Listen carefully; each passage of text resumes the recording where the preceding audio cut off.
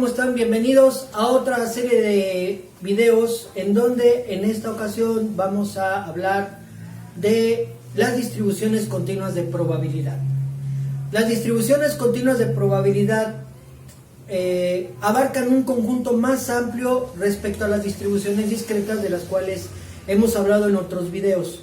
En esta ocasión, las distribuciones continuas, sabemos que las variables aleatorias continuas pues abarcan las variables aleatorias discretas, es decir, las variables aleatorias discretas son un subconjunto de estas continuas, porque las continuas abarcan enteras y no enteras, y estas implican las fraccionarias, racionales, irracionales, prácticamente todos aquellos números y todas aquellas variables en las cuales pueden ser enteros o pueden no serlo, ¿de acuerdo? La distribución continua de probabilidad más importante y definitivamente la reina de las distribuciones es, diríamos, la distribución más importante dentro de la estadística y dentro de la probabilidad es la distribución normal. La distribución normal cuya forma es la figura que ustedes pueden apreciar en este esquema. Normalmente esta curva suele llamársele pomposamente curva de Gauss.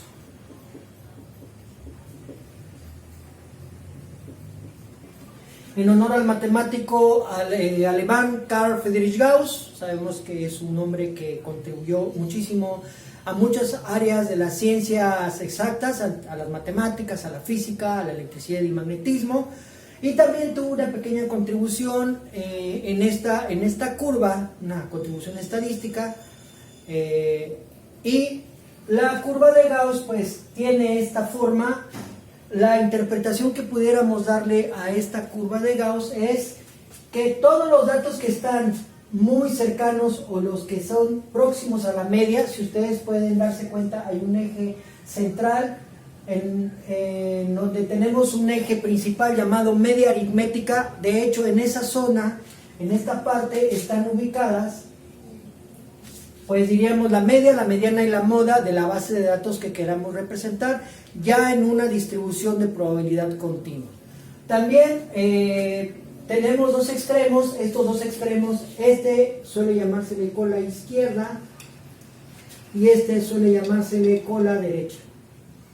Estas colas, allí están ubicadas todos aquellos datos que no son muy comunes a la media, es decir, que son relativamente lejanos o que no son representativos del grupo de datos, datos que están muy por debajo de la media o datos que están muy por encima de la media. En una distancia de curva o en un achatamiento de curva, la cual nos la representa esta sigma, que ya sabemos que es desviación estándar poblacional, y tenemos un valor llamado crítico, que ya en un video más adelante hablaremos un poquito más de este dato, de este valor.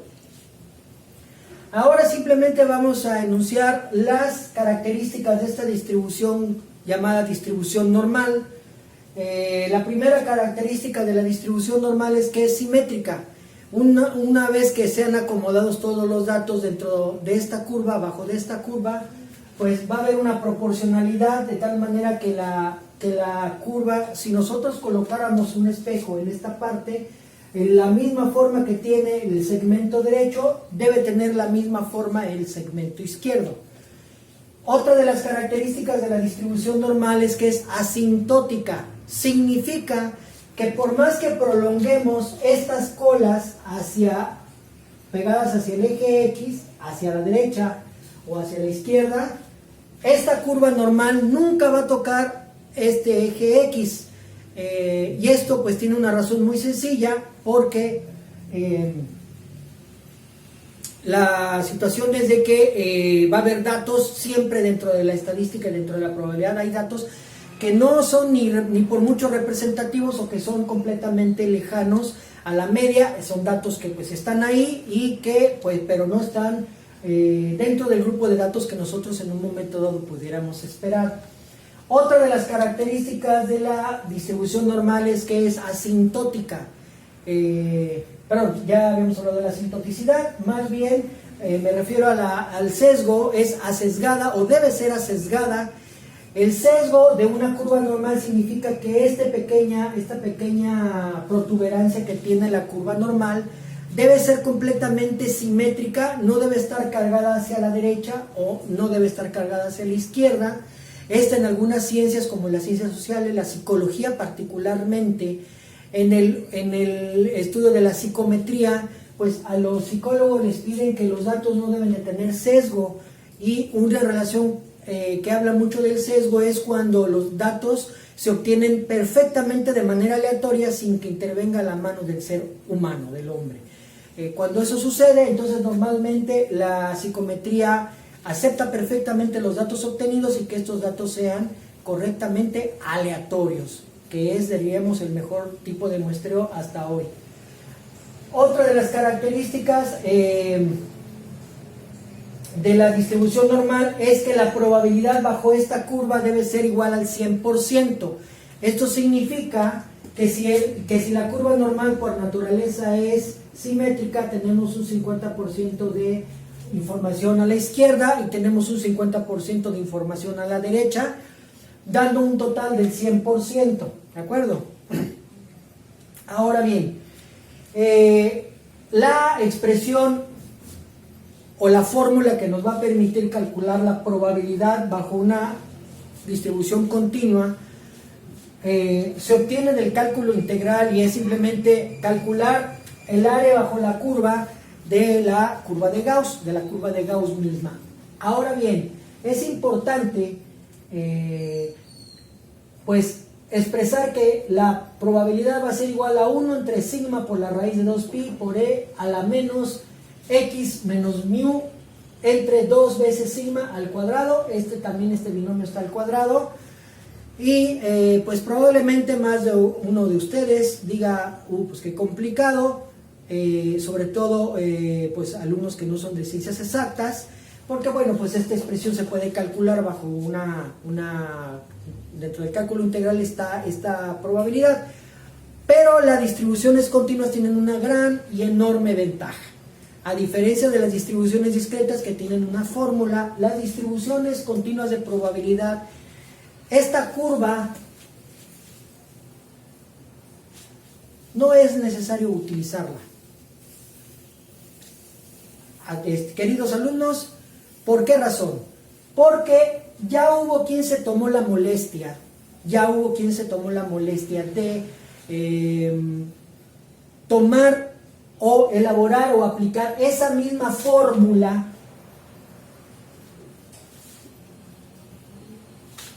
en algo que se llama tabla normal.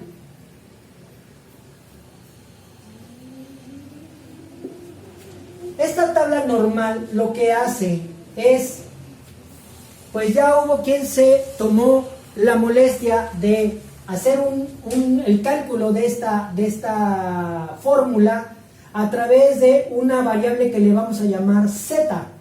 Esa variable z, jóvenes, se llama número de desviaciones estándar.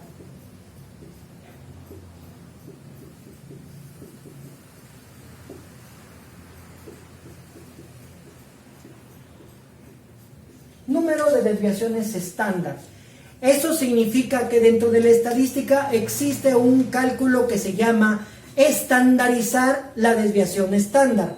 Estandarizar significa basado en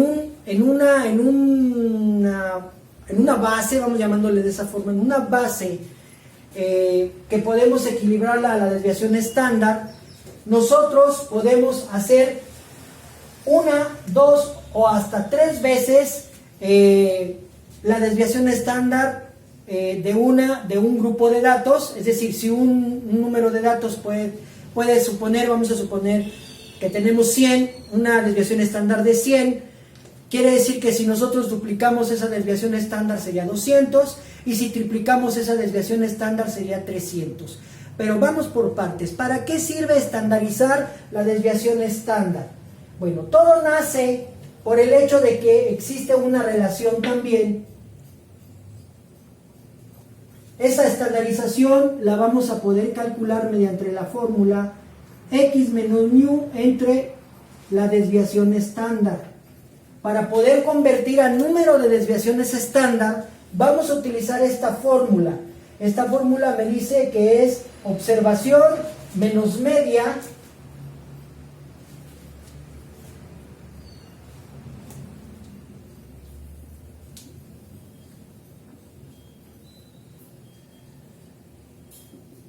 mu sabemos que es media aritmética y sigma sabemos que es desviación estándar.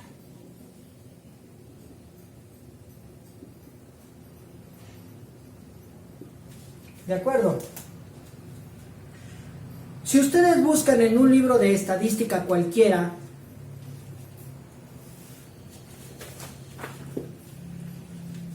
los libros de estadística tienen una gran cantidad de información normalmente en sus apéndices. Este libro de estadística, por ejemplo, trae, y normalmente todo libro de estadística trae una tabla llamada tabla de distribución normal, que es una tabla similar a esta. La pueden inclusive descargar de internet o, como les comento, la pueden obtener de cualquier libro de estadística, ¿sí? Entonces, esa tabla de distribución normal nos va a servir precisamente para relacionar valores de probabilidad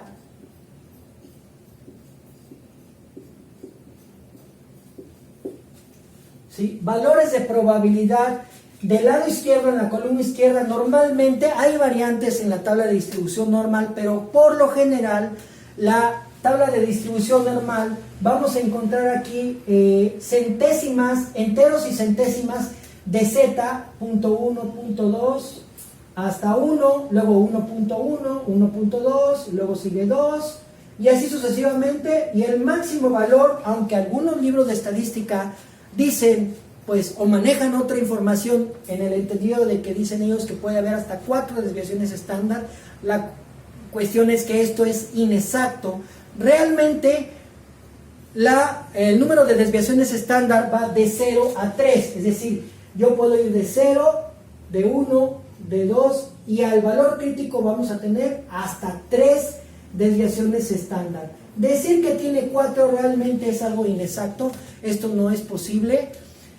Y entonces obviamente estaríamos hablando de que si tenemos 3 desviaciones estándar a la derecha o 3 o el triple de desviaciones estándar a la izquierda, estamos hablando que la tabla de distribución normal nos va a abarcar hasta el 50% o 0.5, es el máximo valor que puede tener una probabilidad de la media a la derecha con la derecha o de la media a la izquierda con la izquierda. Una característica bien importante de la tabla de distribución normal, jóvenes auditorio, es que la tabla de distribución normal solamente van a marcar valores desde 0 hasta, o prácticamente 0 o una centésima, hasta valores de 0.5, ¿sí? ¿Por qué? Porque no tiene caso desperdiciar papel, sabiendo que la distribución normal es simétrica, pues hay mismos valores hacia la derecha o hacia la izquierda, y entonces dependiendo del ejercicio o de la probabilidad que queramos calcular, y eso lo vamos a hacer un poquito más adelante, vamos a poder utilizar ya sea el segmento de la derecha o el segmento de la izquierda, o ambos, simplemente multiplicando por 2 si los datos o la probabilidad solicitada fuera simétrica, es decir, la misma distancia a la derecha que a la izquierda, ¿de acuerdo? Luego entonces, en la parte superior vamos a encontrar, perdón, aquí son valores, aquí vamos a tener hasta 4 valores, 4 cifras significativas después del punto decimal, y acá en esta parte vamos a encontrar centésimas,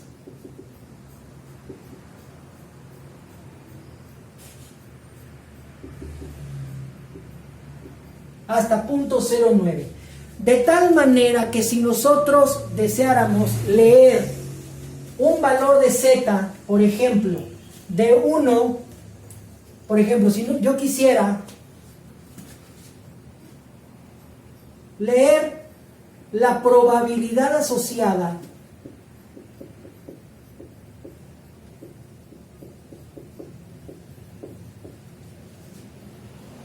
a una Z igual, inciso A, 1.25, inciso B, 1.72, inciso C, 2.5, inciso D, 1. Procedemos a leer y mi recomendación es que se busquen por favor o impriman o tengan anexo al presente video la tabla de distribución normal, ya sea como les digo que la descarguen de internet o bien que le saquen una copia o puedan consultar a través de un libro de estadística para saber o para poder efectuar la lectura en la tabla de distribución normal.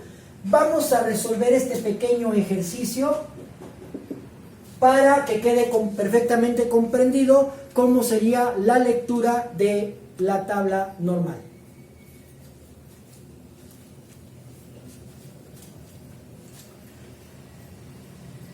Abro mi libro, en este caso voy a consultar el presente libro, en donde voy a buscar la distribución normal y voy a proceder a leer cada una de las probabilidades que me solicita dado el valor de Z dado, ¿de acuerdo? Muy bien, vamos a ver. En primer lugar, si tenemos en el inciso A un valor de Z de 1.25, lo que yo tengo que hacer es localizar un entero en la columna izquierda. Voy a buscar el número 1, ¿sí?, en la tabla normal. Verifiquen que la tabla que ustedes tienen sea valores de Z de este lado y valores en centésimas de Z en columnas de izquierda a derecha, porque existen algunas variantes, otras variantes de tabla en donde son acumulativas. No, búsquense la estándar, ¿de acuerdo? La que crece de 0 hasta 0.5 y es muy fácil darse cuenta porque los números siempre van a ir tanto en valores decimales en orden creciente como en valores de centésimas también en orden creciente. Si yo leo la tabla de distribución normal y veo el 1, pues resulta que yo me posiciono en el 1 y voy a buscar, corrijo, es 1.2 porque es enteros y décimas. Eso. Entero y décima, entonces es 1.2 y me voy a ir hasta la columna donde está el 0.05 y voy a leer por coordenadas el valor respectivo de 1.25 para saber la probabilidad. No tengo necesidad de aplicar ninguna fórmula, esto es, voy a leer una tabla. Si me voy al 1.25, voy a encontrar que el valor de la probabilidad es 0.3944. ¿Sí? Aquí.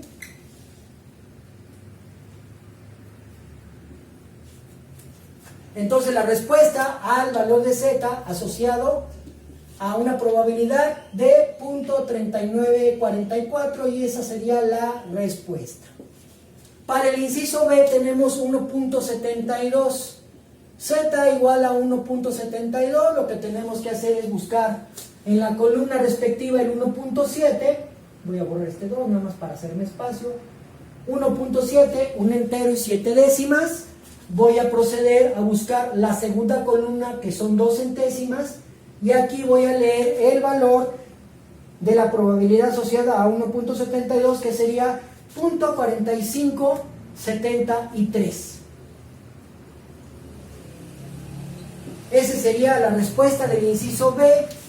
El valor de Z a 1.72 sería una probabilidad asociada de 0.4573.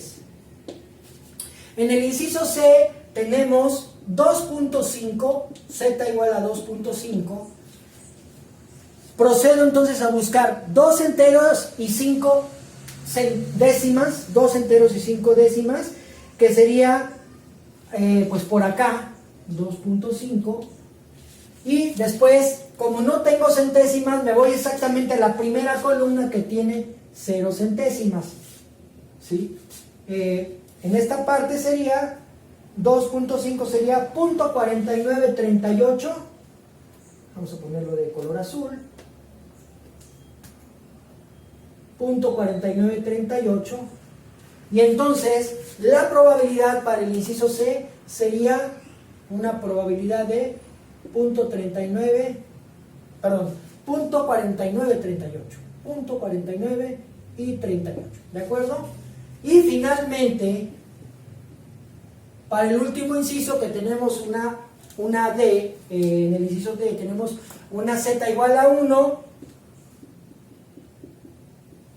eso sería una probabilidad de 0.3413. Es decir, nos vamos a un entero, 0 centésimas, y aquí vamos a encontrar el primer dato sobre este renglón de una desviación estándar, un entero de desviación estándar, pues entonces sería 0.3413, ¿de acuerdo? Entonces, esto es básicamente cómo se maneja la tabla de distribución normal. Obviamente, si nos pidieran algunos otros datos, por ejemplo, a una Z de 0.75, pues busco 0.7, 0 enteros, 7 décimas y 5 centésimas, entonces me iría del 0.7 al renglón de las 5 centésimas, y por coordenadas yo pudiera hallar el valor de la probabilidad asociada a una Z de 0.75. Este es un cálculo básico para poder pues enfrentar los ejercicios que corresponden a un ejercicio típico de probabilidad continua o distribuciones de probabilidad continua, ¿de acuerdo? Muy bien, bueno, pues hasta aquí nuestro video del día de hoy. Les recomiendo, aquí abajo les dejo el link para la segunda parte de este video, que es pues aplicar un ejercicio aplicado a distribuciones continuas de probabilidad. Hasta entonces, y ojalá me puedan visitar.